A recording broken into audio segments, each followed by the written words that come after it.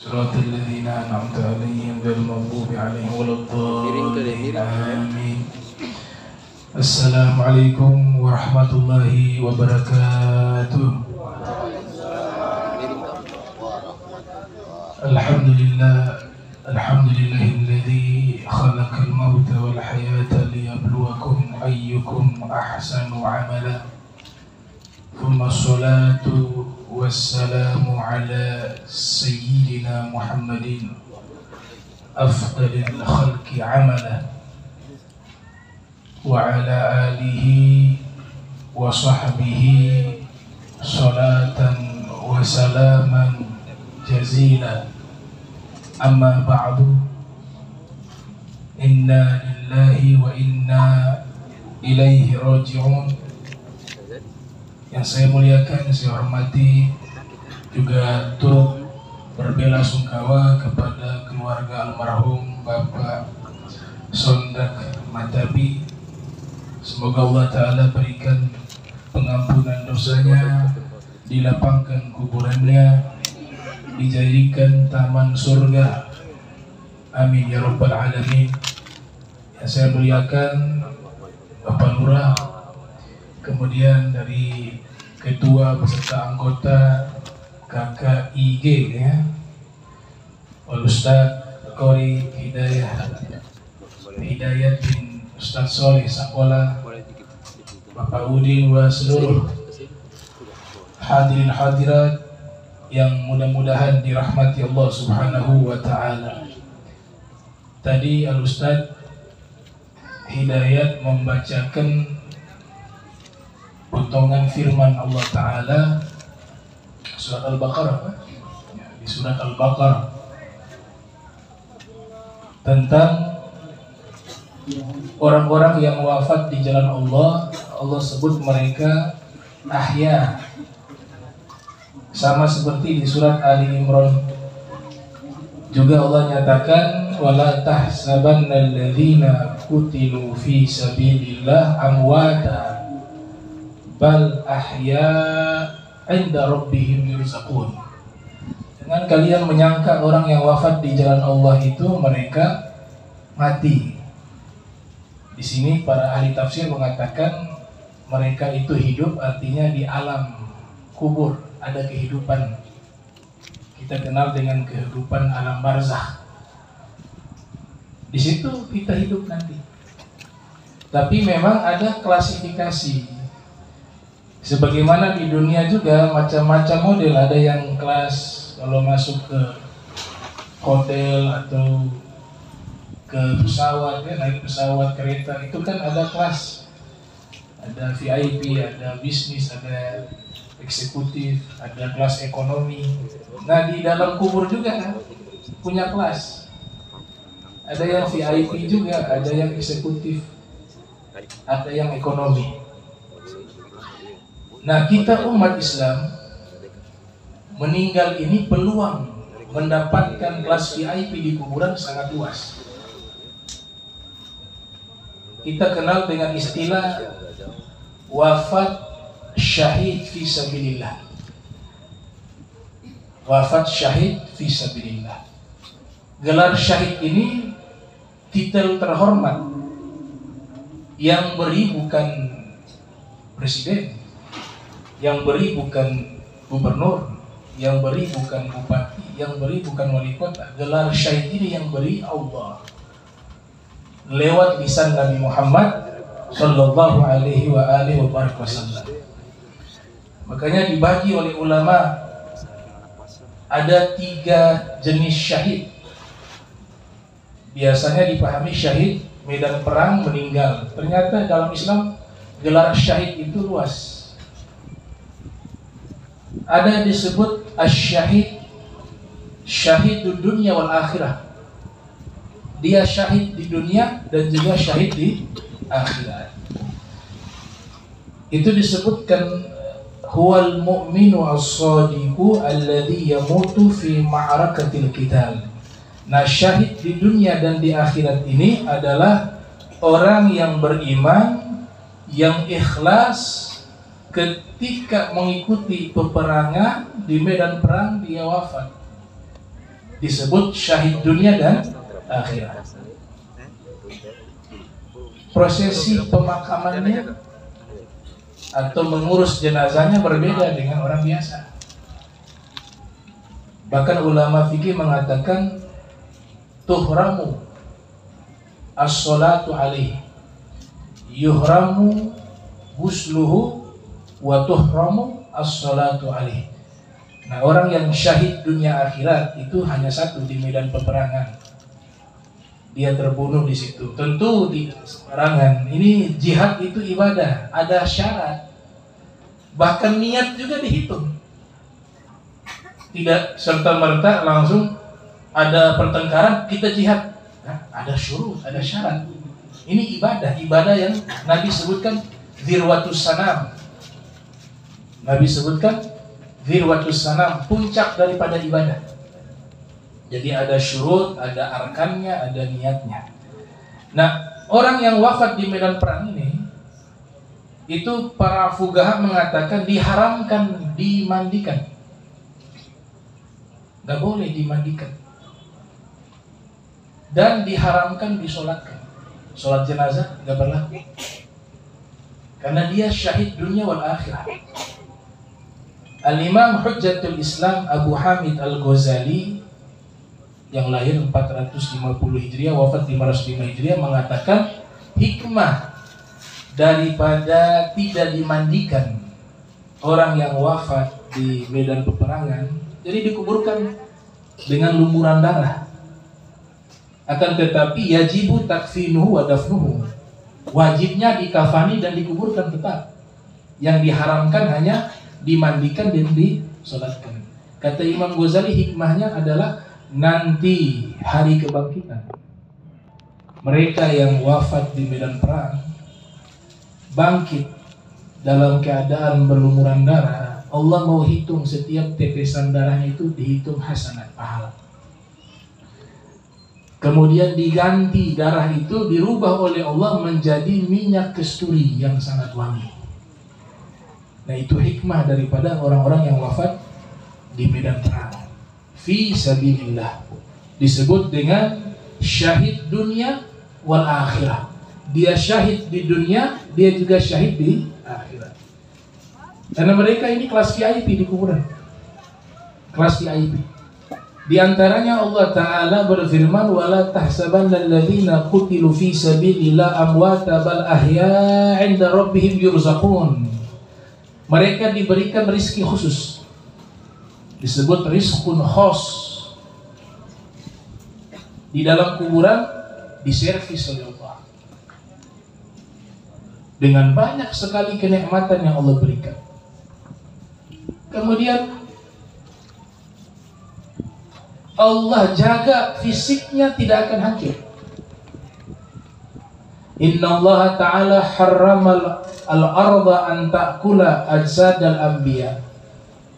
Wa qala al-ulama kal-Imam Qurtubi wa kadzalika ajsada awliya wa ajsada syuhada. Dalam hadis Nabi katakan, sesungguhnya Allah mengharamkan bumi memakan jasad-jasadnya para nabi. Imam Qurtubi menambahkan, ada riwayat juga para aulia juga diharamkan jasadnya dimakan oleh bumi. Ditambahkan riwayat juga para syuhada juga, mereka jasadnya Allah haramkan bumi ini untuk memakan jasad mereka. Artinya dijaga oleh Allah jasad mereka. Dan ini bukan cerita khayalan. Pada tahun 47 atau setelah 47 tahun dari perang Uhud, Ghazwatul Uhud. Ghazwatul Uhud itu terjadi pada tahun 3 Hijriah. 47 tahun berlalu, terjadi banjir. Dan banjir ini sangat besar sampai akhirnya kuburan-kuburan di Uhud itu terbongkar sebab banjir. Di sana kan pasir. Jadi kalau ada banjir itu kuburan bisa terbongkar. 47 tahun setelah perang Uhud. Dan di Uhud itu pemakamannya para kaum muslimun termasuk sepupu Rasul.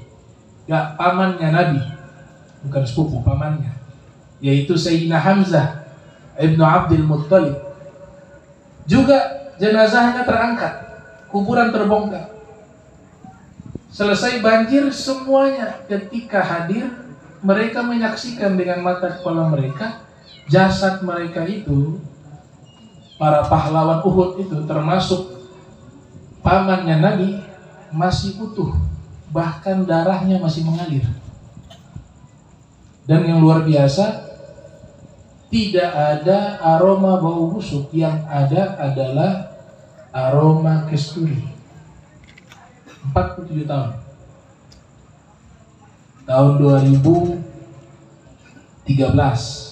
lebih jauh lagi.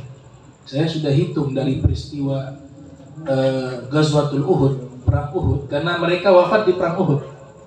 Pamannya Nabi, terutama yang Nabi sudah menyatakan sebagai Sayyidus Syuhada Yaumal Qiyamah, Hamzah ibnu Abdul Muttalib, pemimpin syuhada, pemimpin orang-orang yang syahid di hari kiamat adalah Hamzah ibnu Abdul Muttalib.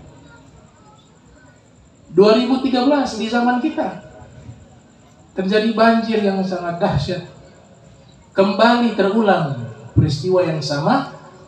Banjir akhirnya membongkar, menghanyutkan para pahlawan Uhud. Makam kuburan di Uhud itu terbongkar, jenazah terangkat lagi.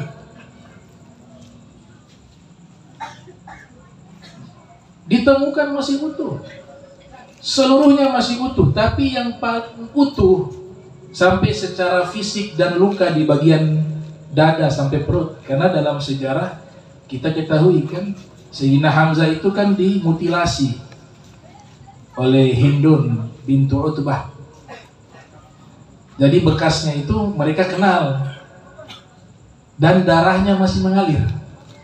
Itu saya hitung 2013 dengan tahun perang Uhud 1432 tahun, masih utuh jenazahnya. Yang lainnya masih utuh, tapi tidak seutuh daripada Sayyidina Hamzah dan satu sahabat. Di situ disebut namanya saya lupa, tapi dua orang ini yang paling utuh, sehingga batu nisan kuburan para pahlawan Uhud itu yang punya batu nisan hanya dua, Sayyidina Hamzah dan sahabat tersebut. Itu bisa dilihat sampai sekarang.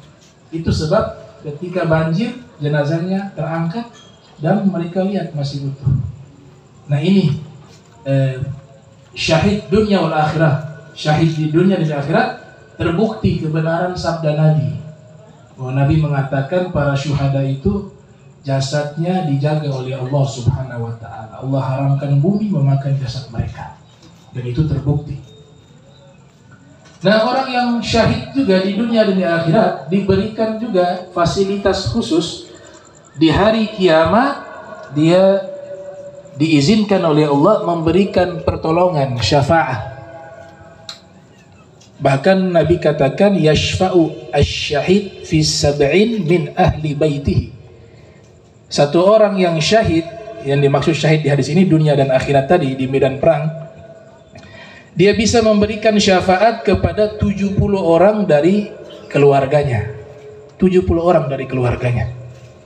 Hadis yang lain Nabi katakan yashfa'u yaumal qiyamati thalathatun al-anbiya'u thumma al-ulama'u thumma asy-syuhada'u.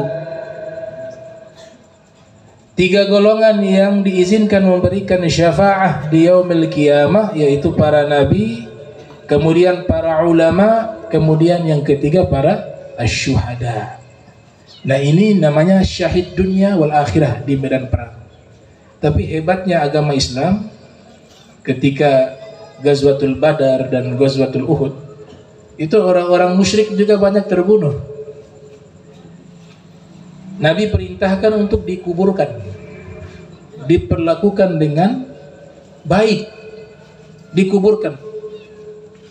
Makanya dalam hukum fikih, seandainya di tengah-tengah umat Islam mereka temukan jenazah orang non-muslim, sedangkan tidak ada di tempat mereka orang non-muslim, dalam hukum Islam dikatakan wajaba takfinuhu wa dafnuhu. Hukumnya wajib mengkafani jenazah orang kafir dan wajib menguburkan.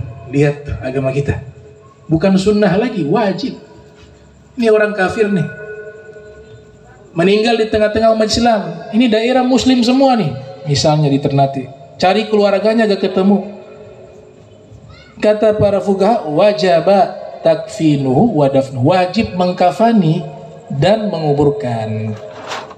Kalau memandikan ya juz, pilihan, mau dimandikan juga boleh, tidak dimandikan juga boleh.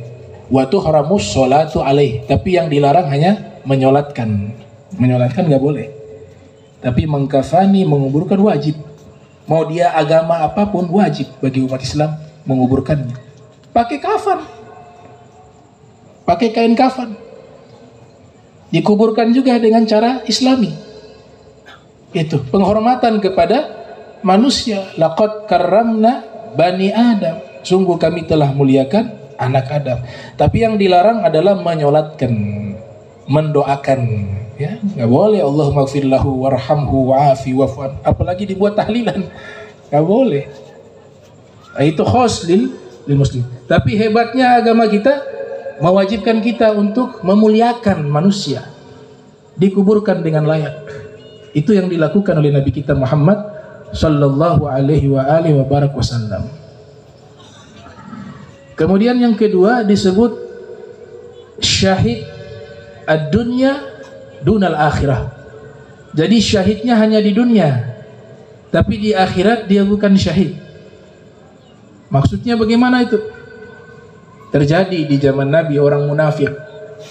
Orang munafik kelihatan Islam padahal dalam hatinya yutmirul kufra, menyembunyikan kekafiran. Makanya Allah sebut dalam Al-Quran, orang munafik itu hakikatnya orang kafir, bukan orang Islam, hakikatnya. Bahkan Nabi dilarang menyolatkan mereka. La tusalli ala ahadin minhum mata abada wala tagum ala qabrihi innahum kafaru billahi wa rusulihi wa matu wa hum fasiqun. Al-Quran surat At-Taubah, Allah Ta'ala berfirman, jangan kau menyolatkan seorang dari mereka. Ini di zaman Rasul kan orang munafik langsung Allah kabarkan. Nah kita di sini disuruh husnuzon, gak boleh. Kita gak tahu mana yang munafik. Secara zahir mereka muslim, harus kita lakukan secara Islam. Kalau Nabi kasusnya berbeda, Allah beritahu, ya. Kalau kita nggak tahu, kecuali memang izhar, ya, dia menampakkan jelas-jelas kemunafikannya, itu lain cerita. Tapi kalau kita diajarkan husnuzan, kita tidak tahu hakikat kebenaran. Kalau Rasulullah Allah kabarkan, jangan kau salatkan dia. Itu asbabun nuzulnya, ceritanya kepada salah satu tokoh munafik di Madinah, namanya Abdullah bin Ubay bin Salul. Ya, tokoh munafik dikasih kabar oleh Allah Ta'ala, jangan kau salatkan dia dan jangan berdiri di kuburannya, sesungguhnya mereka itu adalah orang yang kafir. Coba lihat, Allah sebut orang munafik apa? Mereka itu orang yang kafir kepada Allah dan Rasulnya, dan mereka mati dalam keadaan membawa dosa yang besar. Fasikun membawa dosa yang besar. Nah ini kan syahid juga, tidak disolatkan juga, tidak dimandikan juga, karena nahnu nahkumu bizawahir wallahu ya'lamu bisarair. Kita berhukum yang zohir. Zohirnya mereka sholat, zohirnya mereka jihad, berarti sudah meninggal syahid dalam peperangan dihukumi sama syahid. Tapi syahidnya di dunia saja, di akhirat enggak, walaupun pelaksanaannya sama dengan syahid dunia dan akhirat. Ini yang pertama contoh, syahidnya di dunia saja, karena orang lihatnya dia sedang berjuang, dia ibadah, ya kita vonisnya secara zahir, tapi hakikatnya Allah tahu. Makanya di akhirat dia bukan syahid.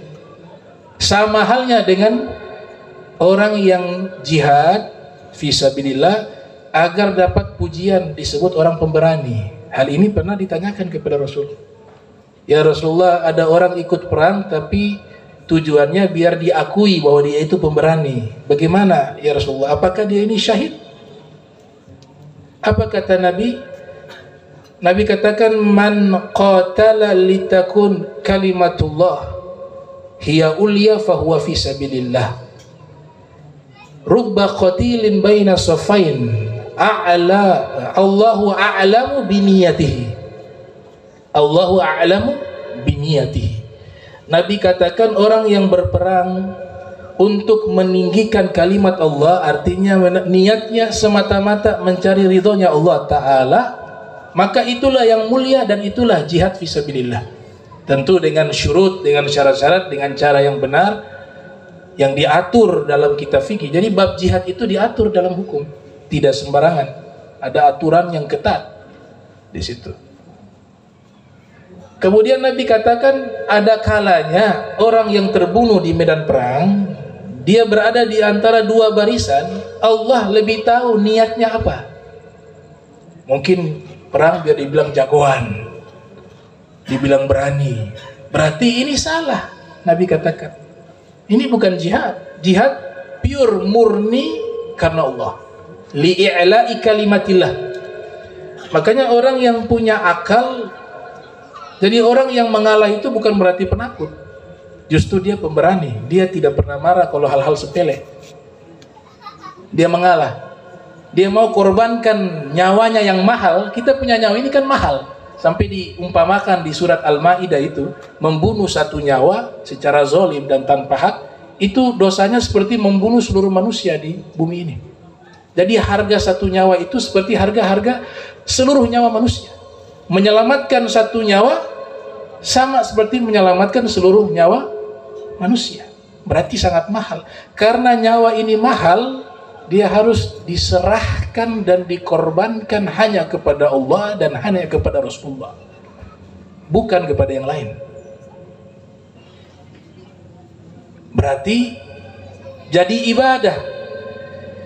Maka Nabi katakan ada kalanya yang terbunuh itu, kata Nabi, di antara dua barisan, Allah tahu niatnya apa. Jadi Rasulullah tahu nih, ini yang disebut yang meninggal ini niatnya apa, tahu Nabi Sallallahu Alaihi Wasallam. Nanti di hari kiamat kalau niatnya gak benar, bungkusannya ibadah tapi niatnya tidak benar, itu disebutkan di dalam hadis Rasulullah Muhammad Sallallahu Alaihi Wasallam, dipanggil di mahkamah Allah di yaumil qiyamah, di pengadilan Allah, wa ahkamul hakimin, pengadilan yang paling maha adil. Dipanggil yang pertama orang yang syahid, wafat di medan perang. Allah tanya, kau wafat untuk apa? Kau korbankan nyawamu untuk apa? Ala sabilil hikayah. Dia mengatakan, saya mengorbankan nyawa saya untukmu Allah. Saya berjuang hingga wafat itu karenamu ya Allah. Apa kata Allah? Allah maha tahu. Kadzabta. Lah, kamu dusta, kata Allah. Walakinnaka qatalta li'an yuqala jari. Gak, kamu dusta, kata Allah. Kamu berperang dulu waktu di dunia itu, kau berperang itu bukan untukku, tapi kau berperang agar diakui oleh orang-orang kamu itu pemberani. Jari. Kadzabta, kamu bohong. Berarti syahidnya gak diterima. Makanya tadi saya katakan orang model begini syahidnya di dunia saja, kita lihat dia syahid, tapi di akhirat Allah katakan kau bukan syahid, kau bukan berjuang untukku, bukan kau korbankan nyawaku untukku. Begitu. Nah ini syahid di dunia, bukan di akhirat. Ada syahid yang ketiga. Ini peluang bagi kita, peluang bagi kita semua. Disebut sebagai syahidul akhirah duna dunya. Syahidul akhirah duna ad-dunya. Syahidnya di akhirat, tapi di dunia tidak syahid. Dia wafat seperti biasa, dimandikan, dikafani, disolatkan, dikuburkan. Tapi di akhirat dianggap dia sebagai syahid oleh Allah Ta'ala. Ini peluangnya sangat luas, dan memang paling banyaknya syahid model ini, kata Nabi. Fil hadis Nabi katakan, inna akthar syuhada'i ummati ashabul furush. Sesungguhnya yang paling banyak syahid di umatku yaitu orang-orang yang wafat di atas kasur, di atas tempat tidur. Dia syahidnya bukan karena peperangan, tapi karena mungkin kena bencana, harik misalnya. Dia meninggal karena terbakar, ada kebakaran, dia terbakar. Rasul katakan syahid, maksudnya syahid di akhirat. Ada juga yang tenggelam, gorik atau gorikun. Ada yang ditimpa bangunan roboh atau kecelakaan dengan syarat waktu meninggal memang dalam keadaan tidak bermaksiat ya. Kalau dalam keadaan maksiat tidak syahid. Nah ini hukumnya sunnah, ikhwanul muslimin. Sunnah bagi kita meminta kepada Allah agar Allah wafatkan kita dalam keadaan syahid. Hukumnya sunnah. Rasul katakan, man sa'alallaha asy-syahadata shadiqan ballaghahu Allahu manazila syuhada wa in mat ala firashi. Siapa yang meminta kepada Allah agar wafat dalam keadaan syahid dengan tulus, maka Allah akan sampaikan dia ke derajat para syuhada walaupun dia wafat di atas tempat tidur. Ada satu sahabat kan terkenal, Sayyidina Khalid ibn Walid, itu sekujur tubuh ada bekas sayatan pedang, tombak, panah. Beliau punya harapan meninggal di medan perang, tapi tidak ajal. Bagaimana? Akhirnya beliau meninggal di atas tempat tidur. Nah itu takdir, memang ajalnya di situ. Tapi magom beliau punya harapan, punya niat, sudah dicatat oleh Allah bahwa beliau juga meninggal dalam keadaan syahid, walaupun bukan syahid dunia dan akhirat, tapi dia syahid akhirat. Nah ini sunnah hukumnya, minta agar syahid. Dalam hadis yang lain Nabi membuat spesifikasi, asyuhada khamsatun, para syahid itu ada 5. Mat'un yang pertama, wafat di tanduk hewan. Ada hewan tanduk dia. Hari raya kurban tuh ya, misalnya mau kurban sapi, sapi tanduk meninggal, syahid. Fahuwa syahid. Yang kedua, mabtun, sakit perut. Di sini dalam riwayat diluaskan lagi, wanita yang melahirkan. Dia ketika melahirkan meninggal dunia, syahid di akhirat. Wa Ibnu Umar mengatakan pahalanya Allah tulis setiap tetesan keringat ketika melahirkan, dihitung hasanat pahala. Meninggalnya waktu itu syahid. Kemudian yang ketiga, gorikun, tenggelam, orang yang tenggelam. Yang keempat, sahibul hadam, yaitu ditimpa ya bangunan roboh atau benda-benda keras. Mungkin di zaman kita juga masuk nih kecelakaan kendaraan karena tabrakan. Tapi dengan syarat tadi dalam keadaan tidak bermaksiat. Baru yang kelima ini luas, asyahid. Asyahid fisabilillah, orang yang wafat di jalan Allah, termasuk orang yang nuntut ilmu, ilmu yang manfaat, apalagi ilmu agama. Santri-santri, orang tua yang punya anak-anak yang dimasukkan ke pesantren, jangan takut. Kalau memang meninggal dalam prosesi perjuangan menuntut ilmu agama, dia dapat gelar syahid fisabilillah. Wa qala Rasul sallallahu alaihi wasallam, man kharaja min baitihi liyata'allama ilma fahuwa fi sabilillahi hatta yarji'a. Orang yang keluar menuntut ilmu agama, maka dia dicatat sebagai orang yang sedang jihad fisabilillah hingga dia kembali pulang ke rumahnya. Artinya ketika itu dia meninggal, dia syahid. Nah ini banyak sekali peluang-peluang syahid yang diberikan kepada umat Nabi Muhammad sallallahu alaihi wasallam. Bahkan ini kan dari Gorontalo, itu Nabi katakan wafat dalam keadaan merantau itu syahid. Merantau itu syahid. Mautul ghuraba syahadah, kata Rasul. Ini hadis dinukil oleh As-Suyuti.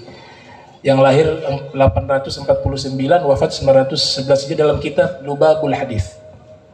Siapa yang meninggal dalam keadaan merantau maka dia syahid. Pahalanya luar biasa. Makin jauh dia merantau dengan tempat dia tinggal, tempat ia lahir, dia meninggal di tempat rantauan, dihitung makin jauh jaraknya makin besar pahalanya. Makin jauh jaraknya makin besar pahalanya. Tentu dengan niat merantau yang baik ya. Niat merantau yang baik dalam keadaan tidak bermaksiat ketika meninggal dunia. Itu fadilah. Satu sahabat bernama Abu Ayyub Al-Ansari, umur 90 tahun lebih ikut jihad fisabilillah. Dia mendapatkan riwayat bahwa kalau orang yang jihad makin jauh makin besar pahalanya.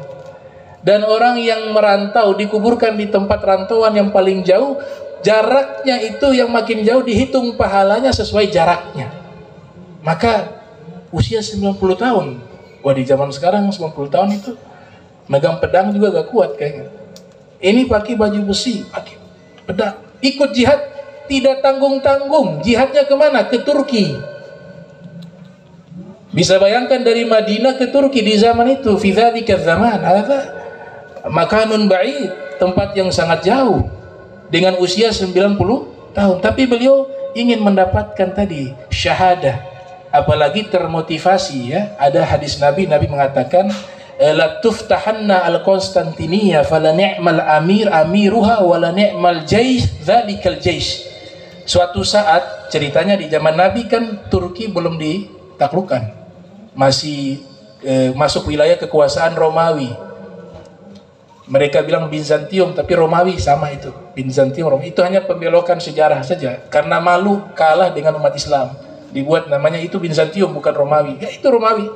Romawi, Bizantium itu sama. Huwa, dia sudah. Nah, Nabi katakan suatu saat Konstantinopel akan dibebaskan oleh seorang amir yang terbaik. Dan pasukannya pasukan yang terbaik. Jadi termotivasi di setiap masa khilafah punya program utama itu pembebasan Konstantinopel, tapi gagal, gak berhasil. Nanti berhasilnya di zaman Muhammad Al-Fatih, didirikan daulah khilafah namanya daulah atau khilafah Utsmaniyah. Itu khilafah terakhir dalam sejarah Islam. Jadi termotivasi. Abu Ayyub termotivasi minta izin ikut perang. Ada invasi atau program penaklukan Konstantinopel. Berangkatlah beliau. Sampai di Konstantinopel berperang. Ya beliau mungkin terluka, mau meninggal. Sebelum wafat kasih wasiat kepada pimpinan pasukan pada waktu itu, kalau saya mau meninggal tolong kau letakkan saya di atas kuda, kemudian arahkan kuda ini ke arah musuh. Saya berharap sejauh mungkin saya dikuburkan. Maka diletakkan di atas. Setelah diletakkan di atas, diarahkan itu kuda mengarah ke musuh sampai masuk ke barisan musuh. Dikuburkan dia di Turki, di Istanbul. Sekarang namanya Istanbul, dulu namanya Konstantinopel. Dan kuburannya itu dimuliakan oleh orang Romawi. Mereka kuburkan dengan layak. Bahkan dikatakan oleh para ulama, kadang-kadang hujan tidak turun, mereka ini punya keyakinan, ini orang baik nih, ini dekat dengan Nabi Muhammad nih. Mereka doa tawasul perantara daripada Abu Ayyub, hujan turun. Yang doa orang Romawi, bukan orang Islam. Sampai akhirnya di masa Muhammad Al-Fatih ditaklukkan, diketahui kuburannya, sampai bisa diziarahi, ada di Konstantinopel. Itu sahabat bernama Abu Ayyub Al-Ansari, orang pertama yang ketika Nabi hijrah ke kota Madinatul Munawwarah, kemudian tinggal, ya, Rasulullah tinggal pertama kali ketika tiba di Madinah itu di rumahnya beliau, sahabat yang bernama Abu Ayyub Al-Ansari radhiyallahu taala anhu wa ardhah. Nah, ini beberapa gelar syahid ya.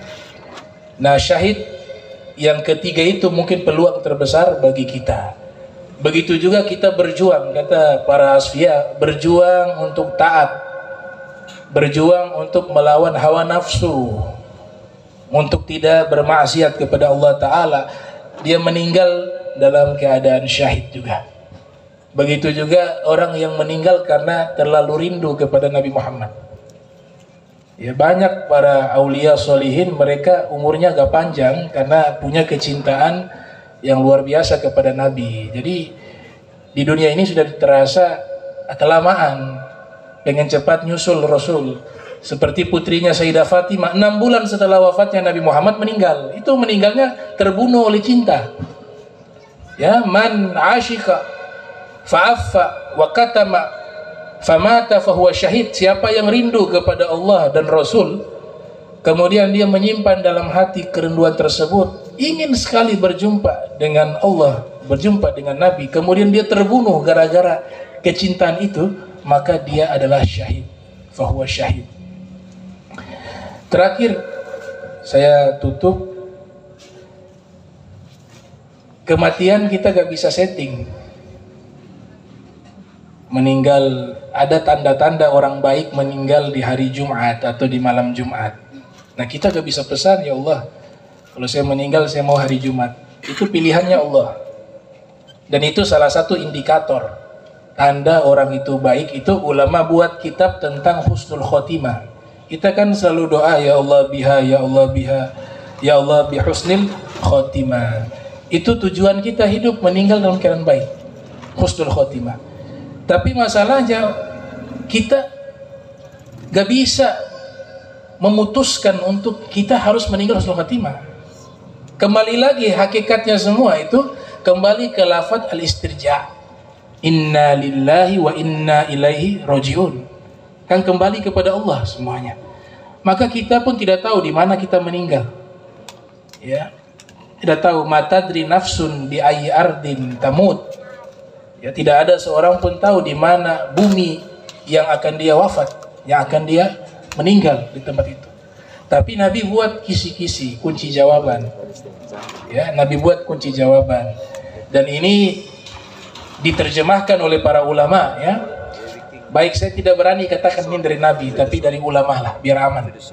Ya, tapi saya punya keyakinan ini kesimpulan daripada hadis-hadis Rasul. Jadi ada tanda-tanda orang itu ibaratnya sudah mendekati daripada kematian.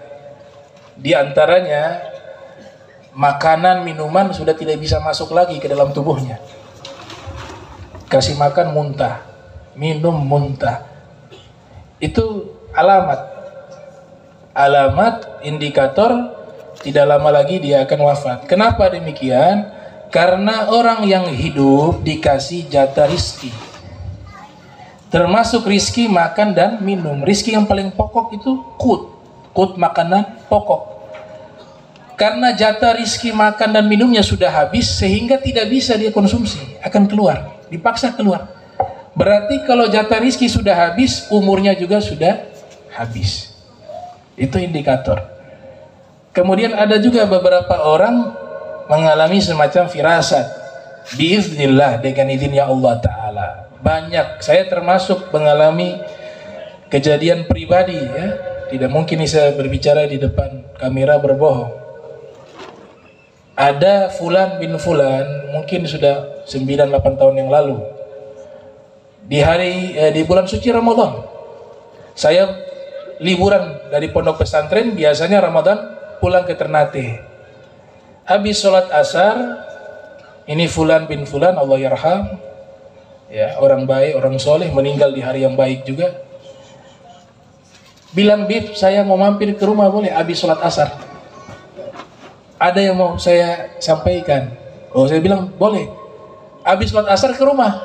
Ini anak masih muda, belum sampai usia 25 tahun, di bawah itu, masih muda. Sampai di rumah saya ngobrol, dia mulai mengajukan pertanyaan, Bib, saya mau tanya, Bib kan tahu hadis-hadis tentang alam kubur. Saya mau tanya, itu alam kubur itu kayak bagaimana sih? Terus taman yang ada di dalam kuburan disebut taman surga, itu surga bukan? Saya bilang itu taman surga. Terus kalau malaikat itu pencabut nyawa, jadi ceritanya ke arah situ, arah kematian. Asar, saya masih ingat tuh, di bulan suci Ramadan. di Ternate. Kemudian dia katakan, dan pada waktu itu dia punya penampilan agak berbeda. Udah pakai baju muslim, sarung, kopiah. Biasanya sholat tapi ada pakai kaos. Anak masih muda. Tapi di hari itu memang istimewa. Kopiahnya rapi, baju kokonya, sarungnya, pakai wangi-wangian. Kemudian wajahnya memang sudah terlihat pucat. Nanya tentang kuburan terus. Itu saya ngobrol dari ba'da asar dekat maghrib. Pembahasannya masalah kuburan, masalah kematian. Akhirnya saya bingung, saya bilang, ente kenapa dari tadi bertanya tentang masalah kematian, kuburan? Dia senyum, dia bilang, nggak tahu, saya pengen tanya saja. Pulang dari rumah saya, zaman itu masih handphone biasa, nggak ada WA, nggak ada ya SMS, ya istilahnya. Pulang dari rumah saya, dia SMS ke teman saya. Teman saya itu tunjukkan kepada saya bahwa SMS-nya itu setelah ngobrol dari rumah saya, kemudian waktu sudah dekat maghrib itu, dia katakan bahwa dia sudah melihat malaikat pencabut nyawa. SMS-nya sudah datang, sudah tunggu saya setelah tadi, sudah dekat maghrib. Dan saya mungkin tidak lama lagi. Kurang lebih SMS-nya begitu. Saya tidak bisa jelaskan per lafaz, saya lupa. Tapi substansinya ke situ. Dia mengabarkan bahwa dia hari ini akan meninggal. Sudah lihat tuh yang namanya apa imajinasi, apa halusinasi, wallahu alam. Tapi dia katakan, saya hari ini akan meninggal. Beli takjil ya namanya ya. Ibunya suruh beli takjil karena bulan puasa. Saya habis ngobrol dengan dia sudah dekat maghrib. Dia buru-buru dengan motor mau beli takjil. Sampai di daerah Bastion, jatuh motor. Kecelakaan tunggal. Hanya sabab saja sebenarnya. Jatuh, meninggal. Meninggal dunia. Nah itu pengalaman pribadi saya bahwa kematian itu Nabi katakan benar. Sesuatu yang tidak kelihatan tapi sangat dekat. Al-ghaib yuntazar, kata Rasul. Kematian gak kelihatan tapi dia dekat sekali dengan kita. Bahkan Nabi umpamakan lebih dekat dia daripada tali sepatu dengan lubang sepatu. Dekat sekali. Makanya sayang sekali kita dengan kasih kesempatan. Ini acara semacam begini bukan kebetulan. Ini salah satu momentum pengikat, ya, pengingat kita ini gak selamanya di sini. Dan kita punya tanggung jawab. Kita buat baik, kita bahagia nanti untuk diri kita. Kita buat baik bukan orang lain itu yang beruntung, nah. Kita buat baik kepada orang yang beruntung diri kita sendiri. Karena yang Allah tanya masing-masing diri kita, hal jazahul ihsan illa ihsan. Dan Nabi katakan Allah Ta'ala ketika mencabut nyawa seorang hamba, Allah berikan dia punya hajat di bumi mana. Idza aradallah qabda 'abdin ja'ala lahu biha hajatan. Jika Allah ingin mencabut nyawa seorang hamba, Allah berikan dia punya satu urusan, satu hajat di tempat yang lain. Biasanya yang rantauan begitu, dikasih ke tempat yang lain. Kita dikuburkan di tempat itu, berarti kita diciptakan dari tanah itu. Bapak-bapak, kebanyakan orang Gorontalo, tapi satu saat meninggal, seperti almarhum, dikuburkan memang di Ternate. Berarti pada waktu penciptaannya berasal dari tanah Ternate. Itu kaidah dalam kitab Faidul Qadir karya Imam Al-Munawi. Nah, gak bisa lari kita.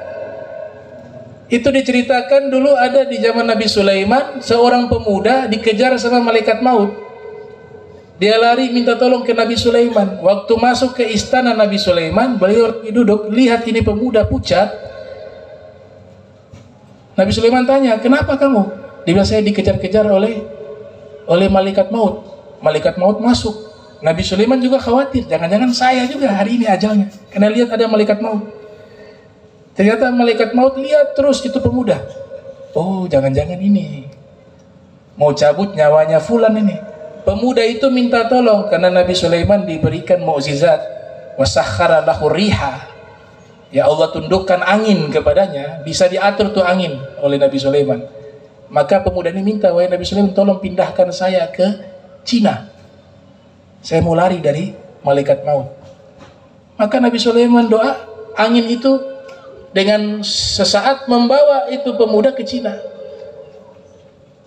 Karena dia takut kepada malaikat maut. Dia pikir bisa lari dari malaikat maut. Ternyata setelah dia pindah ke Cina, Nabi Sulaiman lihat malaikat sudah hilang juga.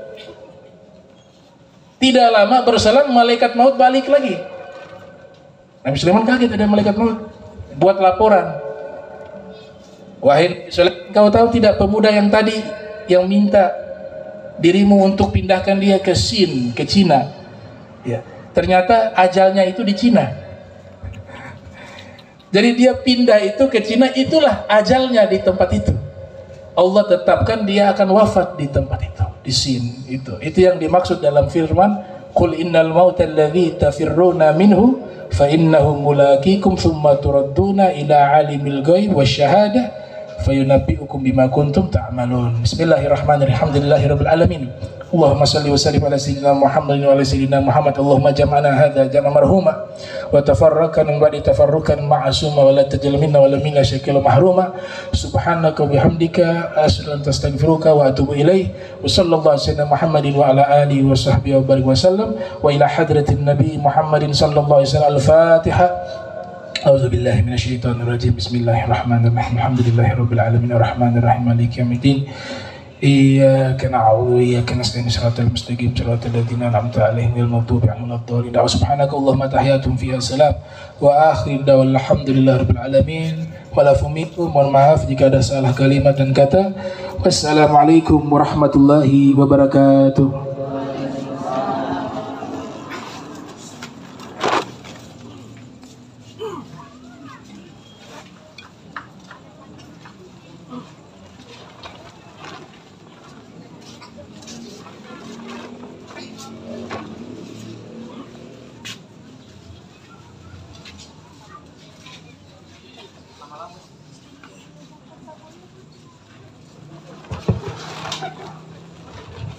Baik, terima kasih Al-Habib Muhammad bin Kamil As-Sagaf telah menemani kita dalam suguhan nasihat agama di majelis takziah pada malam hari ini. Kurang lebih 1 jam kita diantarkan oleh beliau. Mudah-mudahan hikmah dan barakah kita dapat untuk kita mengarungi hidup dan kehidupan kita ke depan sambil berikhtiar bahwa di balik kehidupan yang serba mewah ini ada kematian yang mengintip kita di setiap saat dan kesempatan. Terima kasih sekali lagi Pak Habib. Baik, di hadapan kita semua telah disediakan hidangan ala kadar oleh Sahibul Bait yang berhajat. Kita nikmati bersama pada malam hari ini sambil berharap sedikit rezeki yang kita nikmati akan memberikan dampak positif, kekuatan, kesehatan, sehingga kita pulang dari sini sampai ke rumah dalam keadaan sehat walafiat.